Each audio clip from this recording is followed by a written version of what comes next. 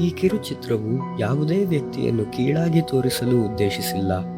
ಹಾಗಾಗಿ ವೀಕ್ಷಕರೆಲ್ಲರೂ ಇದನ್ನು ಮನಬಿಚ್ಚಿ ನೋಡಬೇಕೆಂಬ ವಿನಂತಿ. ಈ ಕಿರುಚಿತ್ರದಲ್ಲಿ ಬರುವ ಎಲ್ಲಾ ಪಾತ್ರಗಳು ಹಾಗೂ ಸನ್ನಿವೇಶಗಳು ಕಾಲ್ಪನಿಕ. ಕಂತಿ ಹಂಪನ ಸಮಸ್ಯೆಗಳು. ಅಭಿನವ ಪಂಪ ನಾಗಚಂದ್ರನ ಸಮಕಾಲೀನಳಾದ ಕವಯತ್ರಿ ಕಂತಿಯ ಉಳಿದಿರುವ ಏಕೈಕ ಸಾಹಿತ್ಯ. ದನಮಂ ಕಡಿ ಕಡಿದು ಬಸದಿ ಗೆಳೆಯುತ್ತಿರ್ದರ್, ಚಂದನಮಂ ಕಡಿ ಕಡಿದು ಬಸದಿ ಗೆಳೆಯುತ್ತಿರ್ದರ್. ಓಹೋ, ಒಂದೇ ಅಕ್ಷರದಲ್ಲಿ ಆಟ ಆಡ್ಬಿಟ್ಟಿದ್ದಾಳೆ ಯಾರೋ ಈ ಕಂತಿ ಕಾಂತಿ. ತಿಳ್ಕೊಬೇಕು ಈಕೆ ಬಗ್ಗೆ.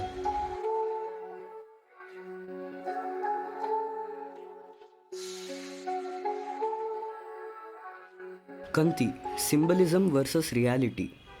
Though Kanti is said to be a contemporary of Nagachandra, there is no concrete evidence of her existence. What if she was just an alter ego of a poet? Or maybe what if she was just a symbol of creativity? ಒಬ್ಬ ಕಥೆಗಾರನಾಗಿ ನಮ್ಮೆಲ್ಲರಲ್ಲೂ ಒಂದು Kanti ಇರ್ಬೋದಲ್ವಾ? ನನ್ನಲ್ಲೂ ಇರ್ಬೋದಾ? Script ಬರೆಯೋಣ.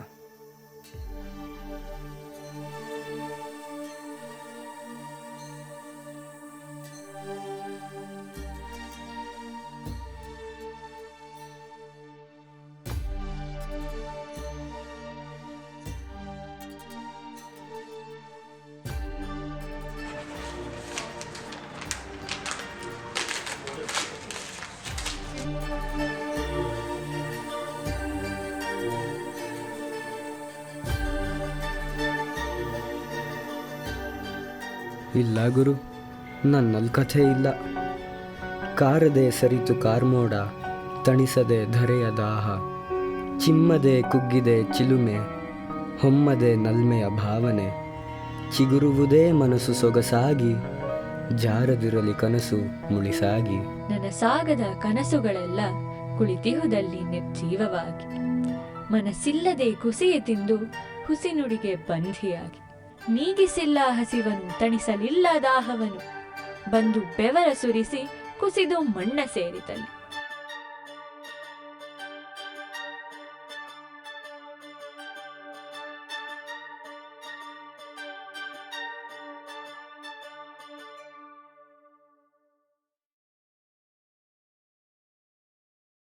ಕವಿ ಯಾರು? ಕವಿ ಯಾರು? ಬಹಳ ಹಳೆಯ ಶಬ್ದ ಕವಿ. ನೀನು ಯಾವ ಸೇಮ್ ರೈಟ್ರಿ ಗುರು?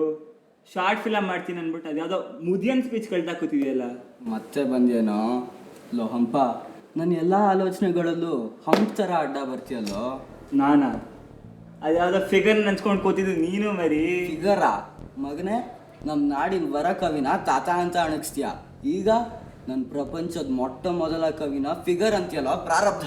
ಇನ್ನೇನಂತ ಕರಿಬೇಕಪ್ಪ ಆ ನಿನ್ನ ಮೊಟ್ಟ ಮೊದಲ ಕವಿನ? ಅವಳ ಹೆಸರು ಕಂತಿ ಅಂತ. ನನ್ನ ಎಲ್ಲ ಆಲೋಚನೆಗಳು ಅವಳಿಂದಾನೇ ಚಿಗುರೋದು. ಆದರೆ ಅವಳು ಒಲಿಯೋದಕ್ಕೆ ಸತಾಯಿಸ್ತಾಳೆ. ಒಲಿಯೋದಕ್ಕೆ ಅವಳೇನು ದೇವತೆನಾ? ಇಷ್ಟಕ್ಕೂ ಅವಳಿನ ಎದುರುಗಡೆ ಬಂದರೆ ಏನೋ ಮಾಡ್ತೀಯಾ? ಅದ್ರೋಗ್ಬಿಡ್ತೀಯಾ? ನಿನ್ನ ಎದುರಿಗೆ ಬಂದರೆ ನೀನೇನು ಮಾಡ್ತೀಯ? ನನ್ನ ಎದುರುಗಡೆ ಬಂದರೆ ನೀ ಏನು ಮಾಡ್ತೀಯ ಅಂತ ಕೇಳ್ತೀಯಲ್ಲ. ನಡಿ ತೋರಿಸ್ತೀನಿ.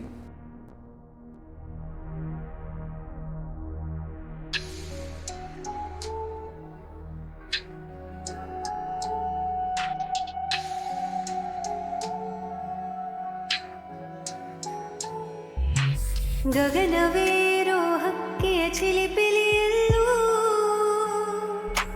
ಕೇಳುವುದು ಅಂತರಾಳದ ದನಿಯೊಂದು. ಇಬ್ಬನಿ ಕೂತಿಹ ಅಡವೆ ಎಲೆಗಳಲ್ಲೂ ಇರುವುದು ಪದಗಳೆಳೆದ ಉಳಿಗಳು. ವಿಪಿನ ಹೂಗಳ ಹರಡುಗಳು ತೆರೆವುದು ಮನದ ಸಂಚಿಯನು. ಜೇನುಳ ಕೂಡಿರುವ ಗೂಡಲು ಸವಿಬೇಕು ಗಾನದ ಮಕರಂದವನು. ಎಲ್ಲೆಲ್ಲೂ ಇರ್ತೀನಿ ನಾನು, ನೋಡೋಕೆ ಇಲ್ಲಿವರೆಗೂ ಬರ್ಬೇಕಾಯ್ತೇನೋ? ಗಾಳಿನೂ ಎಲ್ಲ ಕಡೆ ಇರತ್ತೆ, ಹಂಗಂತ ಪಂಚರ್ಗೆ ಹಾಕಕ್ಕಾಗತ್ತ ಅದನ್ನ? ಇಲ್ಲಪ್ಪ, ಗಾಡಿ ಇರ್ಲಿ ಬಿಡ್ಲಿ, ನಂಗೆ ಚಲಿಸೋದು ಮುಖ್ಯ. ಕಾಲೇ ಮುರಿದೊಂದಲ್ಲಿ ಮುಂದೆಲ್ಲ ಹೋಗೋದು? ತನ್ನ ಗೂಡನ್ ಮುರ್ದೆ ತಾನೆ ಹುಳವಾಗಿರೋ ಚಿಟ್ಟೆ ಆಗಕ್ಕಾಗೋದು. ಚಿಟ್ಟೆ ನೋಡಿ ಗೂಡು ಕಟ್ಟೋ ಹುಳಕ್ಕೇನು ಗೊತ್ತು, ಅದು ಬಿಸಿನೀರು ಸೇರಿ ಯಾರಿಗೋ ತನ್ನ ಪ್ರಾಣ ಕೊಡಬೇಕು ಅಂತ. ಬಿಸಿನೀರಲ್ಲಿ ಮುಳುಗಿಸ್ತಾ ಇರೋದು ನೀನೇ ಅಲ್ವಾ? ಆ ಜೀವನ್ ಹಿಂಡ್ತಾ ಇರೋದು ನೀನೇ ತಾನೆ?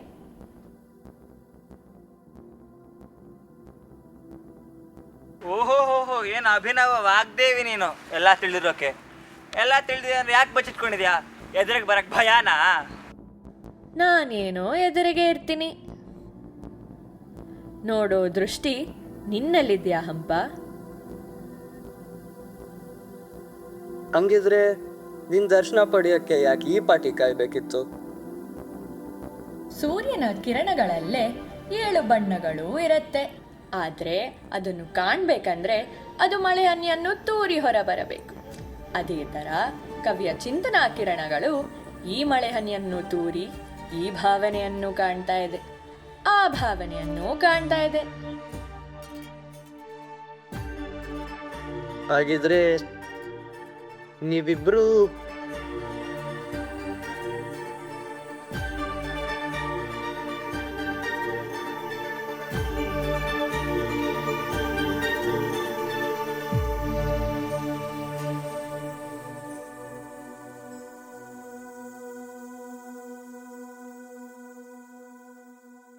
ಇಂಥವನು ನಾನು, ಇವನು ಕವಿ.